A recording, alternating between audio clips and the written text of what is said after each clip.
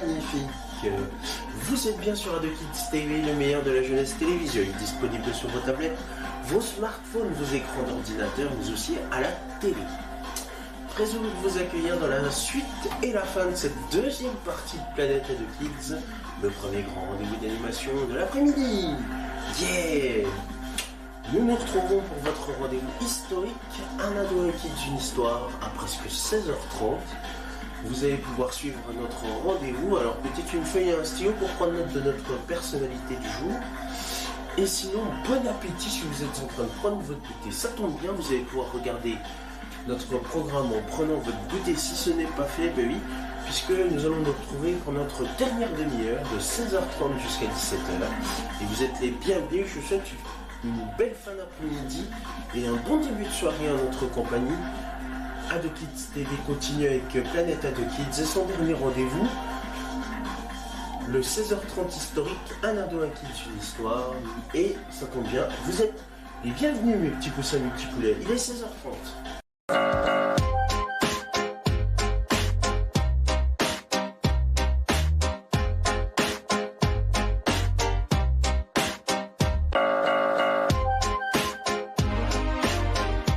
Bonjour à tous, merci à vous de nous retrouver dans ce 5e numéro du 16h30 historique, un ado, un kid, une histoire. Et aujourd'hui, nous allons parler d'un philosophe. Et oui, ça faisait longtemps. On avait parlé de Victor Hugo, on avait parlé des Frères Lumière, de de Proudhon. Et on avait parlé dernièrement d'un autre grand personnage. Et bien, ce soir, nous allons parler d'un philosophe qui a été fondateur de l'école sociétaire. Il s'agit, et qui est bien connu ici en Franche-Comté, il s'agit de Charles Fourier. Il est né le 7 avril 1772 à Besançon et il est mort le 10 octobre 1837 à Paris. C'est un philosophe français fondateur de l'école sociétaire. Il était considéré par Karl Marx et Friedrich Engels comme une figure du socialisme critico-utopique, dont un autre représentant fut Robert Owen. Plusieurs communautés utopiques, indirectement inspirées de ses écrits, ont été créées depuis les années 1830. Fils de Marie Muguet, femme pieuse et peu instruite, issu d'une famille de commerçants byzantins et d'un notable de Besançon, négociant aisé, possédant un magasin de draps ruelle Baron, mort en 1781. Il fait de bonnes études jusqu'à l'âge de 16 ans chez les ecclésiastiques du collège de Besançon, on en a déjà parlé dans cette émission, montrant un grand goût pour la géographie, la floriculture et la musique. Désirant intégrer l'école royale du génie de Mézières, il ne peut y parvenir, faute d'être noble. Il fait donc dès 1791 son apprentissage dans le commerce, à Rouen puis à Lyon. Revenu à Besançon vers le commencement de 1793, il en part après quelques mois pour se rendre à Lyon où il importera des denrées coloniales. Lors du siège de Lyon, qui lui coûtera sa fortune, il combat avec les fédéralistes lyonnais, échappe à l'arrestation et revient à Besançon. Brièvement incarcéré, il est enrôlé le 2 prairial en 2 au moment de la levée en masse, dans le 8e régiment de chasseurs à cheval, pour passer 18 mois dans le Palatinat avec l'armée du Rhin. Démobilisé le 3 Pluviose en 4, il est obligé, malgré son aversion pour le commerce, de travailler comme commis marchand ou commis voyageur à Lyon sous le consulat et l'Empire. Michelet a pu dire de lui: qui a fait Fourier? Ni Ange, ni Babeuf. Lyon, seul précédent de Fourier.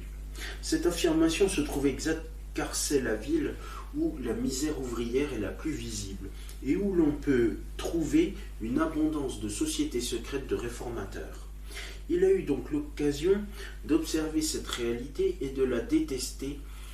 Dans l'hiver de 1815-1816, il quitte Lyon pour se retirer dans le Bugey, chez ses nièces de Rubat, à Talicieux.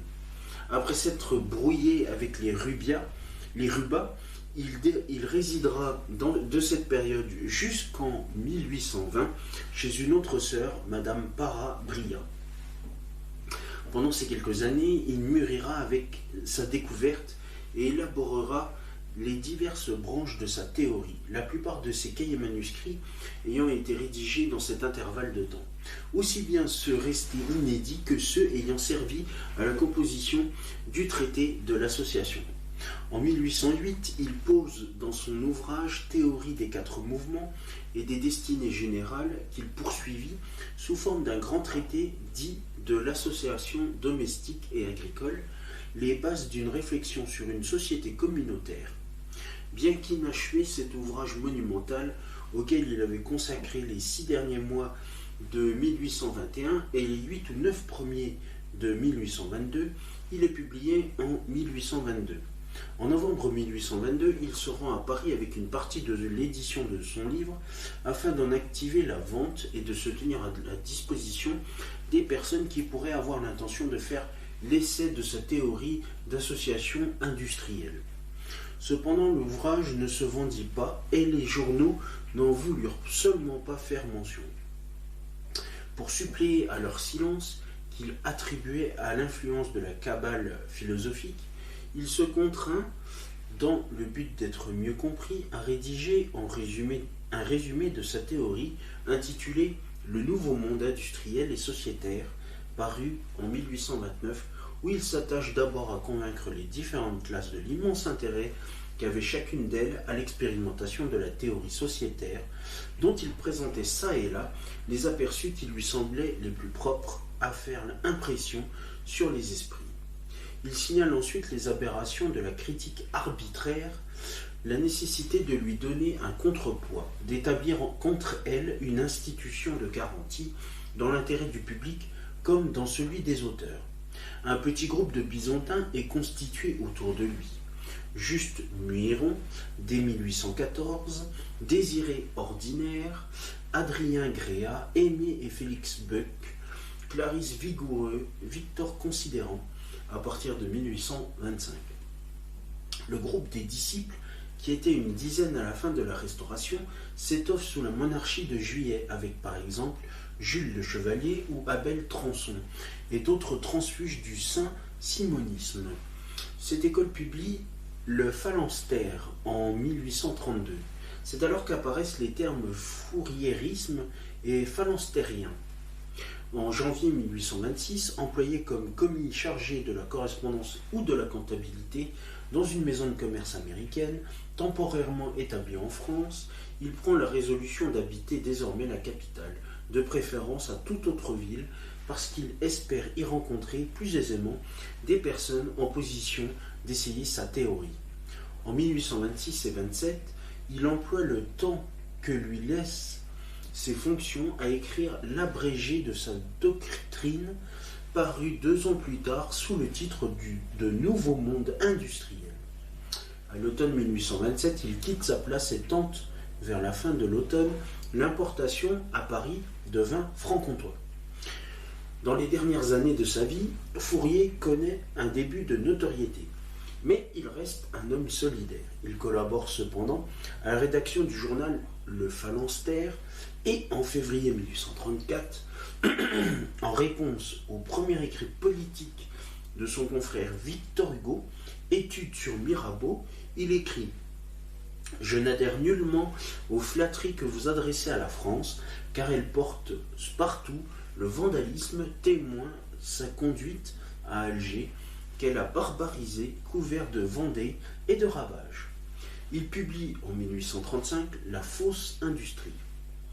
De 1825 à 1835, Charles Fourier conviait tous les jeudis d'éventuels mécènes à dîner avec lui pour leur exposer son projet de phalanstère et les convaincre de le financer. Une anecdote inventée ou propagée par Béranger dit qu'attendant désespérément un riche industriel aussi fortuné qu'enthousiaste, Fourier dîna finalement seul tous ses jeudis pendant 10 ans. Charles Fourier meurt célibataire à Paris le 10 octobre 1837 et il est inhumé au cimetière de Montmartre à Paris. Durant son séjour à Paris de 22 à 25, Charles Fourier loge d'abord 14 rue de Grenelle-Saint-Honoré chez M. Saussol, puis en janvier 23 à l'hôtel Saint-Roch, rue Neuf-Saint-Roch. De retour de Lyon le 15 décembre 1825, il descend à l'hôtel de Hollande, 45 rue Richelieu, où il reprendra un logement en mars ou avril 1829. Au printemps de 1832, il emménage 5 rue Joclet, où sont établis les bureaux du journal Phalanstère. À partir du mois d'avril 1834, il occupe le logement 9 rue Saint-Pierre-Montmartre, où il décède le 10 octobre 1837. Alors, il faut savoir que donc il a parlé de théorie de l'attraction passionnée, c'est-à-dire qu'il pose les premières bases d'une réflexion critique portant sur la société industrielle naissante et ses défauts les plus criants.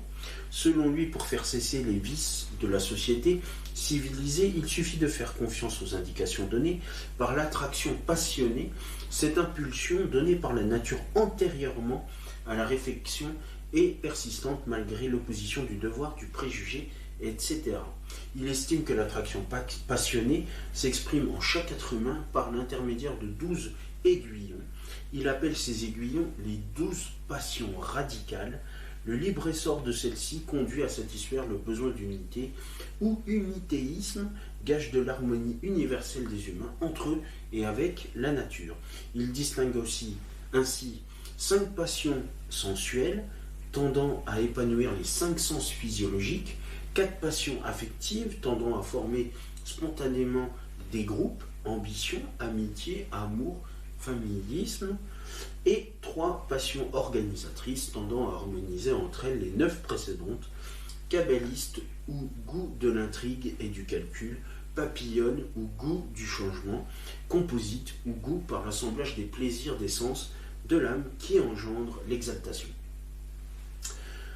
Le phalanstère, c'est un ensemble de bâtiments à usage communautaire qui se forment par la libre association et par l'accord affectueux de leurs membres. Pour Charles Fourier, les phalanstères formeront le socle d'un nouvel État.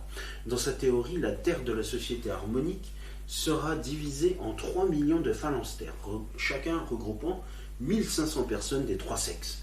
Les mineurs, pour Fourier, appartiennent à un 3e sexe, un sexe neutre ou impubère. Il classe hommes et femmes en 810 catégories. Ces catégories correspondent à autant de passions, de sous-passions, sous-sous-passions, etc. différentes. Il propose dans ces sociétés idéales composées d'une phalange de 1620 individus de tous âges, nommés phalanstères, où chacun œuvre selon ses affinités tout en accordant une place particulière à l'agriculture ainsi qu'aux arts et aux sciences. C'est aussi un bâtiment, une sorte d'exploitation agricole a été bâtisse pour le logement et l'amusement, pouvant accueillir 400 familles au milieu d'un domaine de 2300 hectares où l'on cultive les fruits et les fleurs avant tout. Il décrira à loisir les couloirs chauffés, les grands réfectoires et les chambres agréables.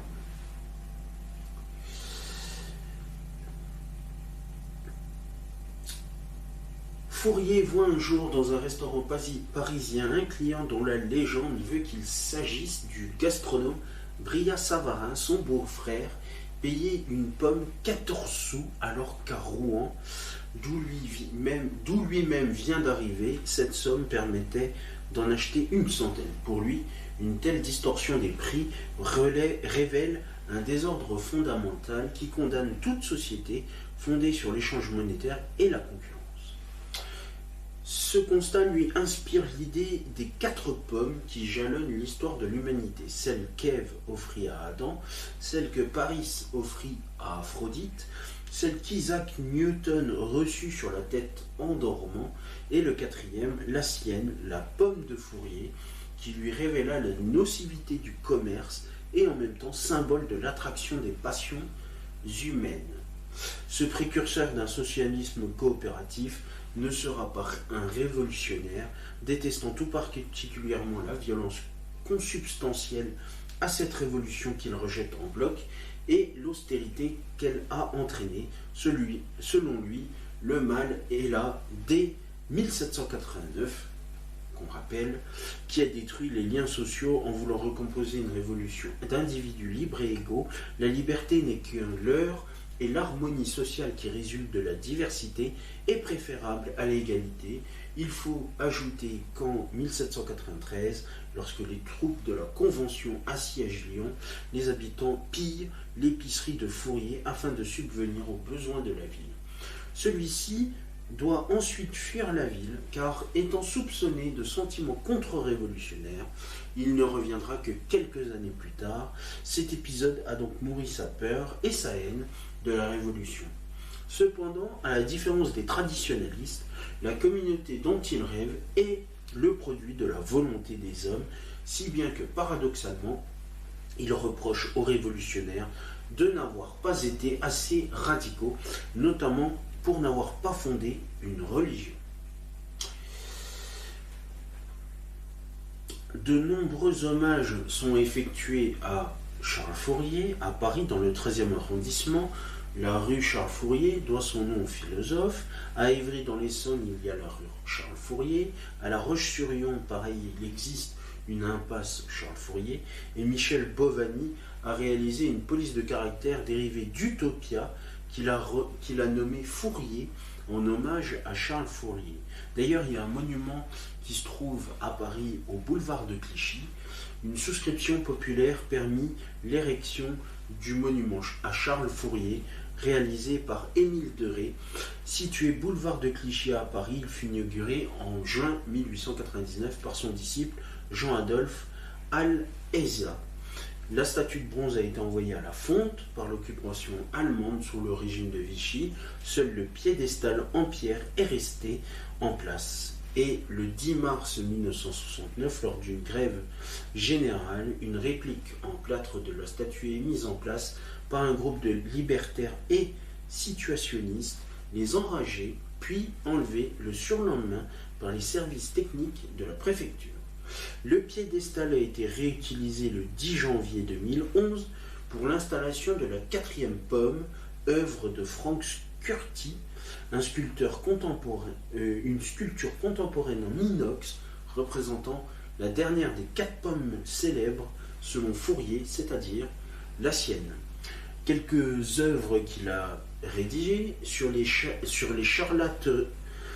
charlataneries commerciales à Lyon, théorie des 4 mouvements et des destinées générales, prospectus et annonce de la découverte à Leipzig en 1808, le Nouveau Monde amoureux 1816, le traité de l'association domestique agricole volume 1 et volume 2, la théorie de l'unité universelle volume 1, 2, 3 et 4, sommaire et annonce du traité de l'association domestique agricole Paris-Londres, Bossange en 1823, mnémonique géographique ou méthode pour apprendre un peu de leçons, la géographie, la statistique et la politique, le nouveau monde industriel et sociétaire ou invention du procédé d'industrie attrayante et naturelle distribué en séries passionnées, le nouveau monde industriel ou invention du procédé d'industrie attrayante et combinée distribué en séries passionnées, livret d'annonces, piège et charlatanisme de 2 sectes Saint-Simon et Owen qui promettent l'association et le progrès, la fausse industrie morcelée, répugnante et mensongère et l'antidote, l'industrie naturelle combinée, attrayante, véridique, donnant quadruple produit, volume 1 et 2, plan du traité de l'attraction passionnelle, post-scriptum à la lettre confidentielle des membres de la réunion du 31 juillet, œuvre complète, manuscrit, de l'anarchie industrielle et scientifique, hiérarchie du cocuage, œuvre complète 12 volumes, l'ordre subversif, 3 textes sur la civilisation, le charme composé, Citerlogue, accord de la morale avec les droits naturels par absorption composée, vers une enfance majeure en 2006, des harmonies polygames en amour en 2003 et tableau analytique du cocuage. Justement, on va pas finir cocu nous ce soir. Mais en tout cas, merci à vous de nous avoir suivis. Nous nous sommes intéressés à donc Charles Fourier. Et j'ai une bonne nouvelle parce que demain, c'est une autre personnalité que nous allons traiter dans cette émission. Et d'ailleurs, si mon écran il veut bien revenir, après Charles Fourier, nous parlerons demain dans le 6e numéro de Charles Naudier. Je vous souhaite une très belle fin d'après-midi sur Ado Kids TV. Merci, salut.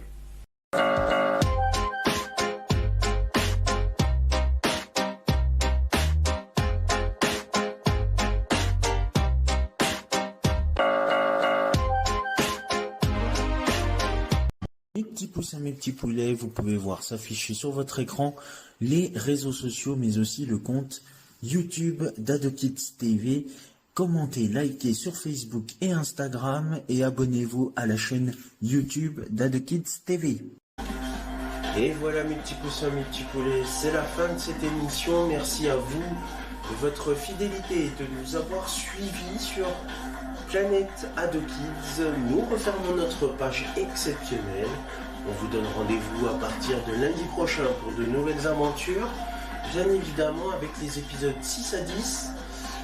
Et puis également vous retrouverez, on se retrouve nous à partir de demain soir dans le 17-20, le monde de Jerry. Je vous accompagne pendant toutes ces vacances scolaires bien évidemment.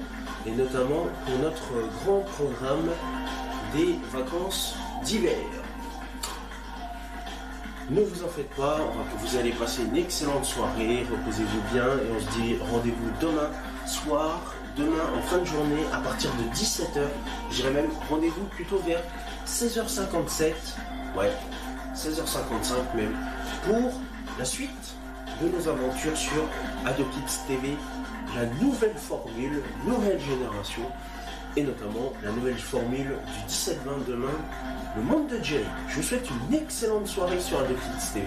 À demain, à partir de 17h. Merci. Salut.